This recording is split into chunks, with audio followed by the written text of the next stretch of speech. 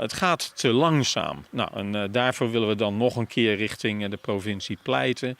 Gas op de plank, er bovenop blijven zitten en hopelijk ook dat gedeputeerde staten een positief besluit neemt over een heleboel van die maatregelen. Want het kost geld natuurlijk. Nevens de provincie kan het net gauwer. De fjouwerplakken die het nou oppakt worden binnen pas eind dit jaar klaar. Het gaat om 2 kniepenpunten bij de Rotte gemeente, dus onder de dik van Wolvergeer naar de Kunder. Dan hebben we bij Dokkum, bij Dokkum met Jip, Zielsterwooi hebben wij een kniepenpunt. En we hebben bij de Trienwaldse dik, de richting van Gietjerk, hebben wij een kniepenpunt. Voor de jong is dat net gauw genoeg. Zij waard verleden weekend nog een otterdeerrieden tussen Assensiel en Oldermarkt. Soms gaat het om een paar rasters die verlengd moeten worden. Of het upgraden van een tunnel die ergens onder de weg al ligt.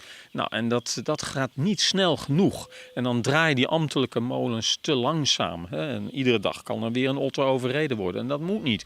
Maar deputaire Kramer wil langer nadenken voordat er wat aan het probleem doet. Ja, dat moet even zorgvuldig en goed besjoen worden. Want het is een wat meer dan samen even een gat door de dik graven. En dan maar hopen dat die otter er trok komt. Nee, je moet echt even zien van wel is de looplijn voor dat beestje. Als je bijvoorbeeld zeggen naar het Tjoekemar. Er zit een mooie breg in. Maar ja, om een of andere reden had die otter dat net in de gaten en stekt aan de orenkant de dik oor en wordt dan ik deerin. Dus je moet even vanuit de gedragszaakkundigenoptiek maar je er even naar zien. En dat vergt even tijd. Want die tijd moeten de otters en de jong het wel met tijdelijke oplossings.